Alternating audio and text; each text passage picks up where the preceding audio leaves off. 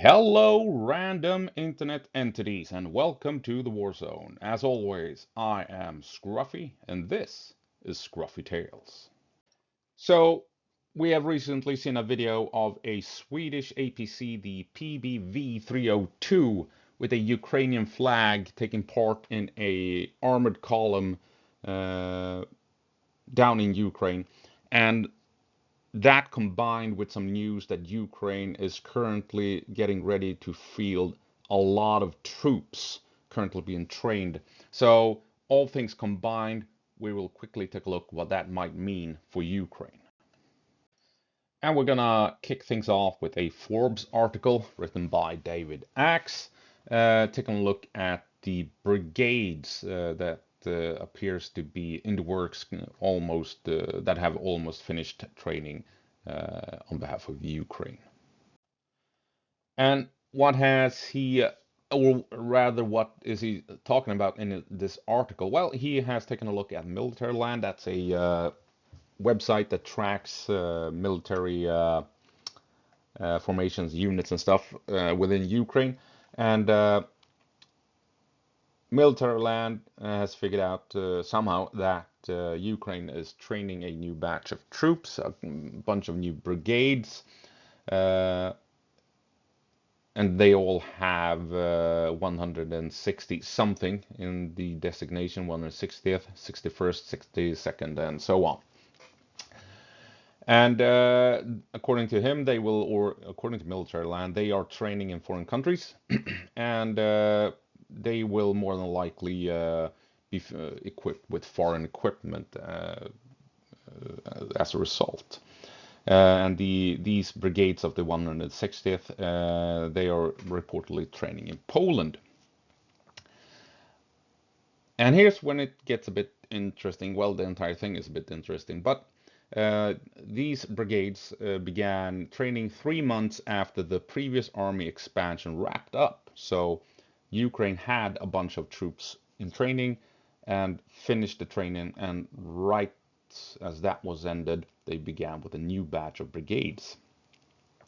And last fall, 2023, Ukraine formed 10 new brigades, 4 mechanized, 5 infantry, and a Jaeger brigade.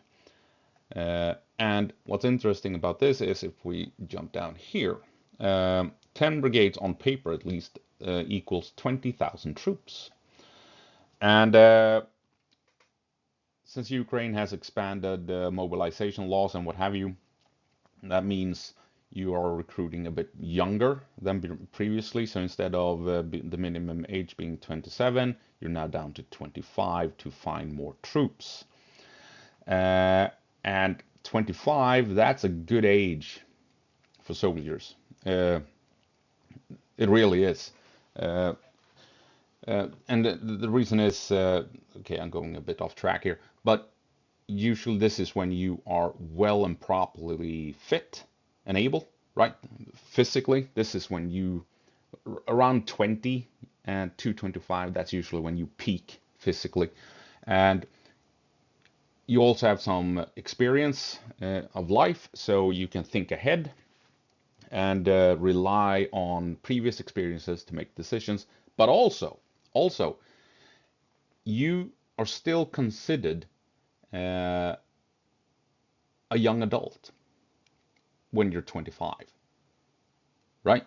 So your mind has not truly yet fully developed uh, into adulthood. This means that you are physically fit, your peak physical shape, you have some experience that you can rely on to make decisions, but you are also just a bit reckless, just like a teenager. You don't really think that you can be harmed, that you will be, that you will end up in trouble, just like teenagers. That means you will follow certain orders and you will perform certain actions despite the dangers involved, right? You don't really question if it's a good idea or not. You just do it because someone told you to do it, or you do it because you think, nah, I'm not gonna get harmed doing this. So 25 is, to be perfectly honest, a very good age to recruit troops from. You, like I said, physically fit. They have some experience that they can rely on, and they are still kinda in the teenage mindset of nothing's gonna happen to me. I can do this despite the dangers. I'm gonna be all right. But yes, that was sidetracked. Sorry for that. 10 brigades, 20,000 troops. And now we have, like it said, it's unclear how many brigades will be part of the 160 series. But like it says, if the previous round of army expansion is any indication, there could be 10. So we have another 20,000 troops. And they need to get vehicles from somewhere. And Sweden has just provided Ukraine with a bunch of vehicles. So, according to Swedish social media sources, being either current or former military for the most time, 100 PBV302s have been provided to Ukraine, and the PBV302s are a Swedish armored personnel carrier, designed and built in the 60s. At the time, during the Cold War, it was something like a heavy APC and also an infantry fighting vehicle, an aggressive vehicle intended to attack straight on enemy positions. It has since been become a bit outdated as an IFV, with CV90s being a thing, but it's still a very capable APC. And in a recent video making the rounds online, we can see a PBV302 with a Ukrainian flag moving in a column of armored vehicles, and that would be this vehicle. Not sure what that is, but this is the PBV in question. And the formation indicator being a fat white stripe on the front of the vehicles. As you can see here, you have the stripe that indicates that these are part of the same unit. They are a Ukrainian unit, because I don't think Russia has these indicators that I know of. And so the question is if these vehicles are part of the newly formed 150 brigades or the currently being trained 160 brigades, right? And if you're wondering how we know this is a PBV, it is this shape here. This is quite clearly the shape of a PBV302 combined with everything on top as well. And I will see if I can remember and provide a link to this video in question. So yeah, are these vehicles used by the troops currently being trained, or are they being shipped out and handed to units currently fighting along the front line? It's going to be very interesting to see when, how, and where these things will show up along the front line. But my guess is that we will see them either up at Kursk or down at Pokrovsk. I think this is where we will see them be deployed. This is where Ukraine well and truly needs reinforcements at the moment. The rest of the front line has sort of calmed down. Ukraine is focused on fighting up here. Russia is focused on fighting down here. So this is where most reinforcements, most resources, most supplies, vehicles, fuel, ammo, what have you, will end up.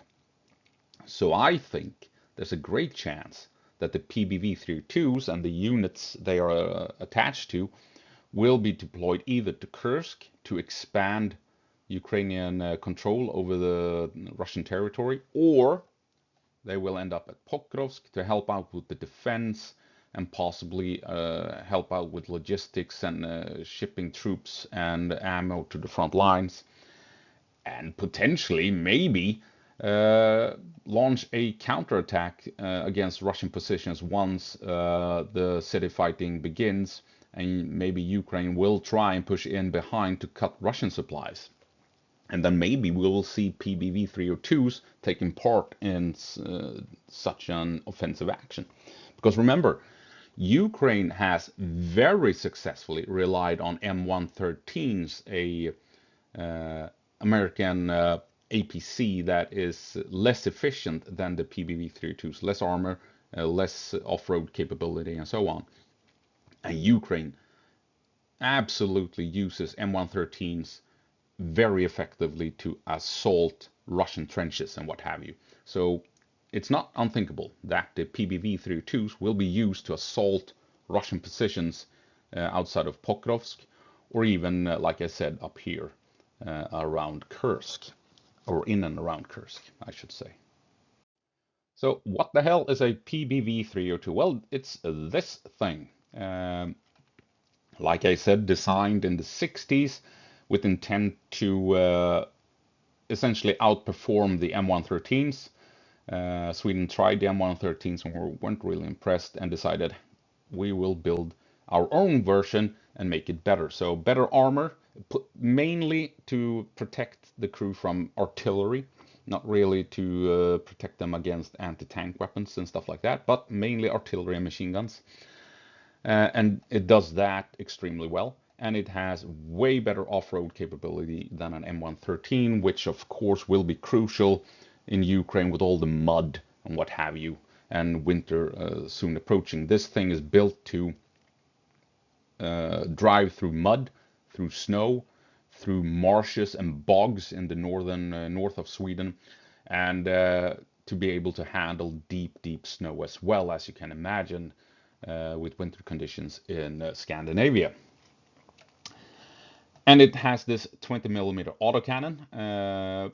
It's not the biggest gun, but it does the job. It's primarily designed to defeat light-skinned vehicles of this type, but not really anything bigger. It can't defeat modern, well, flanking shots. It can defeat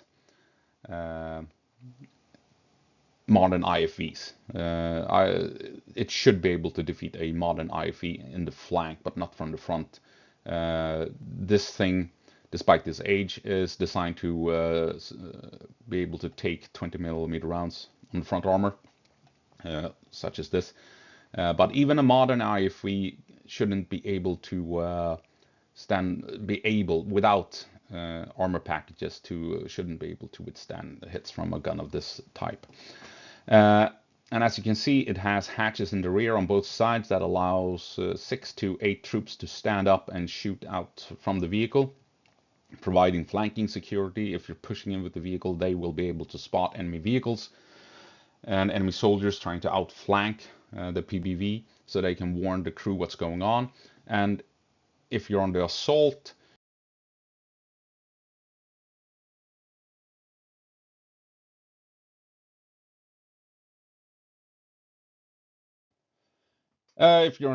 you can rely on these troops to protect the vehicle on the flanks. You're pushing in close to the enemy positions. You're firing with the main gun. You're firing from the hatches, and you can even push up close to the enemy position. Back in the day, the doctrine was to even throw hand grenades from the vehicle. I mean, that is how close you intended to get with the vehicles, using them as mobile bunkers and pillboxes, essentially, to overwhelm the enemy with speed, aggression, and firepower, and protection. And so that is what these things were designed to do. Very aggressive tactics, and they were intended to be aggressive vehicles. And like I said, Ukraine has successfully used American M113s as assault vehicles, moving up to Russian trenches, dropping off the infantry, and get the fight, push the fight into the trenches. So it's not unthinkable that Ukraine will be able to use these vehicles in the same manner, pushing up, straight up to the Russian trenches, dismount troops, and let them rush those trenches and clear them out and secure them. It has been a true workhorse in the Swedish Army ever since they were introduced. And I'm thinking that Ukraine will well and truly put them to good use along the front line. So that's it, not the longest video, but long enough, I think. PBVs have been used by Sweden in international missions as well, with additional armor packages attached to those vehicles. And those vehicles took hits from RPGs and even anti-tank guided missiles and Sweden did not lose a single soldier within those vehicles, taking all those hits. So we'll see if Ukraine gets similar armor packages. They will certainly have use for them. So we'll see what happens. But PBVs are now in Ukraine, and we will soon, is my guess, see them along the front lines. So with all that said, go på marsch, Ukraine, give them hell.